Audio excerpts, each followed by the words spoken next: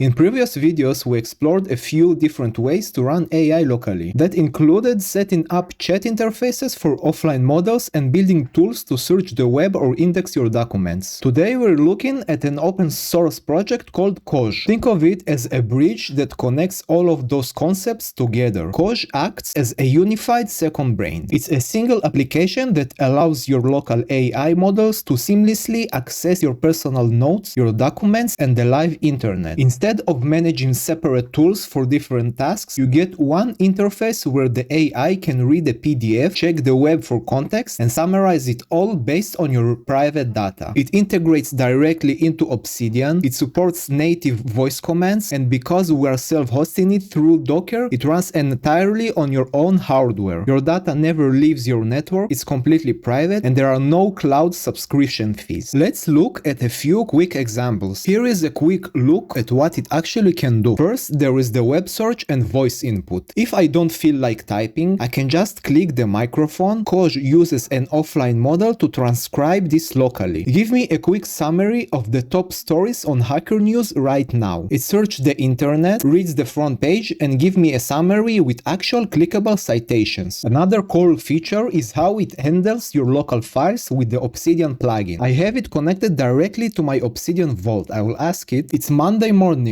give me my gym plan for today and remind me of the pragmatic programmer rule about repeating myself. It searches the vault, pulls those exact markdown files and combines the information. It pulled my Monday push routine from my gym plan and the drive principle from my book highlights. It connects the dots perfectly. You can also create custom AI agents to handle specific topics. I made one called the Degoogler and gave it instructions to focus purely on self-hosted alternatives. If I ask him, I'm tired of Google Photos scanning my images, what should I host on my home server instead? Instead of giving me a generic list, it follows my formatting rules. It recommends tools like image, lists the difficulty level, and explains the privacy benefits. It's a great way to tailor the AI to give you exactly the format you want. This isn't just another chatbot, it's a private intelligence layer that lives entirely on your own hardware. But first, we need to make sure your system is ready to handle it. Before we open the terminal, here is the hardware you need to run this smoothly. You want a modern 4-core CPU, 16 GB of system RAM, and at least 20 GB of SSD space. But the most important part is the GPU. For a good model, you need at least 8 GB of VRAM. You can try and run smaller models with around 4 billion parameters, but the experience wouldn't be ideal. You also need a Linux environment with Docker installed. Today I'm installing this on Linux Mint, but if you are on Fedora or Arch, I've put those exact commands in the written guide in the description. If you don't have Docker, just run the commands for your system and reboot. Now for the network. We are using Tailscale to put your server on a private virtual network. If you only plan to use this on the local machine, you can skip Tailscale, but you'll need to swap every URL and IP we use from here on out with localhost. But Tailscale lets you safely access your AI from your phone at a local shop without exposing your router to the public internet. Paste the official Tailscale install script into the terminal, and when it's done, bring it online by typing sudo tailscale app. Click the link it gives you to log in the web console. In the console, we have to do two critical things. First, find your machine, click the menu and select disable key expiry. If you skip this, your server will silently disconnect after 180 days. Second, go to the DNS tab, enable Magic DNS, and then enable HTTPS certificates. This guarantees a secure connection later. Now, copy your new Tailscale IP address and your official domain name. Open a blank text file and paste them there. We need this for the config file in a minute. Next, the AI engine. We are installing Ollama. Run the install script. For the main model, I choose Ministral 38B. You can use different models if you want. I'll put a few good options on the screen, including some larger ones if you have more VRAM. Finally, we have to build the bridge. By default, Ollama blocks connections from other apps. We need to open it up so Khoj can talk to it. Add those two lines, service and environment, with Ollama host equals 0000, save and exit. Then run the daemon reload and restart command to apply the changes. The foundation is done. Now let's install the actual Khoj server. We will create a hidden folder for it and move inside. Then use the wget to download their official Docker compose file. Open that file with nano. We need to secure secure it and connect it to our network. First, find the database section at the top. Change the Postgres password to something strong. Scroll down to the Khoj environment section. Update the Postgres password here to match exactly what you just typed. Below that, change the secret key to a random string. Then set up your admin email and password. And make sure to remember this because you will need them to log in next. Now we add our custom network settings. Add a new line that says Khoj domain equals and paste the Tailscale domain name we saved earlier. Next, add OpenAI based URL. This is how Khoj talks to Ollama. Paste your Tailscale IP address here, followed by :11434/v1/. Make sure you use the IP address here, not the domain name, and don't forget that slash at the end. Finally, if you want to completely disable telemetry, add Khoj telemetry disable equals true. Save the file with Ctrl-O and exit with Ctrl-X.